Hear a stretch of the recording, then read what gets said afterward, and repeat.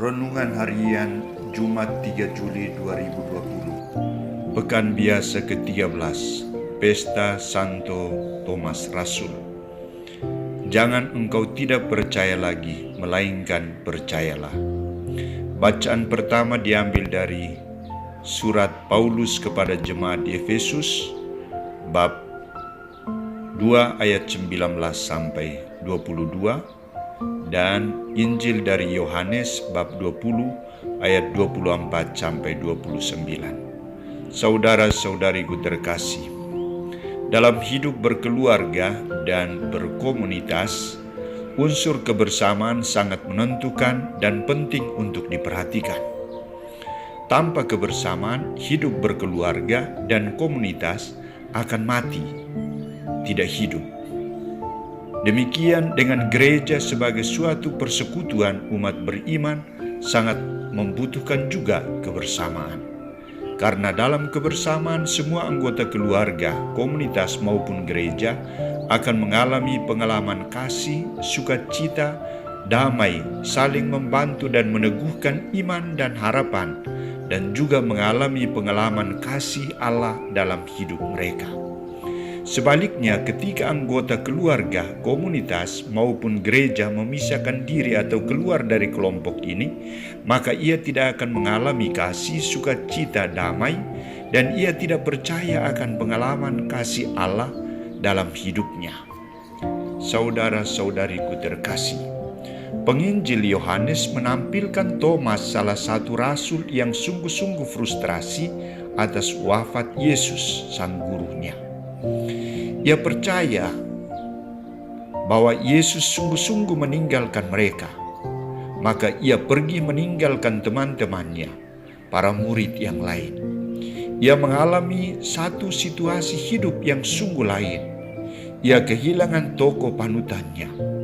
Dalam situasi kebimbangan dan keputusasaan ini, segala sesuatu yang telah diajarkan Yesus, seperti pemberitahuan Yesus tentang ia akan menderita, wafat, tetapi pada hari ketiga ia akan bangkit, tidak membekas dalam pikirannya. Ia menganggap semua pengorbanannya untuk menjadi pengikut Kristus telah menjadi sia-sia, tidak ada gunanya lagi. Hal ini menyebabkan ia menutup diri atas semua pemberitahuan dan masukan dari teman-temannya. Kami telah melihat Tuhan, kata teman-temannya. Namun Thomas menjawab, sebelum aku melihat paku pada bekas tangannya, dan sebelum aku mencucukkan tanganku ke dalam lambungnya, sekali-kali aku tidak akan percaya.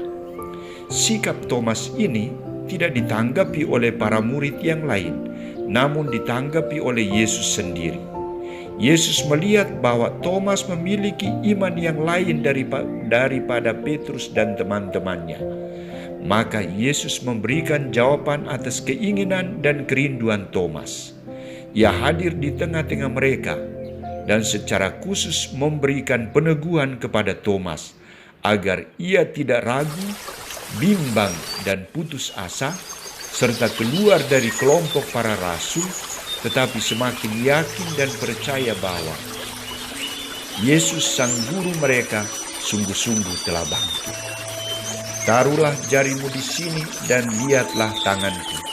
Ulurkanlah tanganmu dan cucukkan ke dalam lambungku, dan jangan engkau tidak percaya lagi, melainkan percayalah.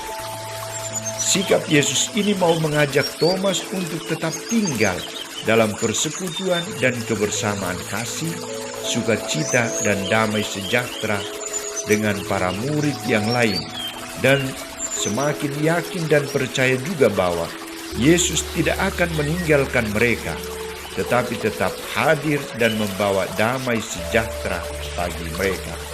Yesus yang mereka imani telah bangkit dari antara orang mati.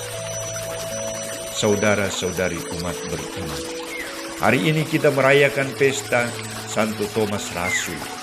Pengalaman Thomas menjadi berkat bagi kita. Thomas tidak melihat Tuhan ketika dia terpisah dari kelompok para murid lainnya.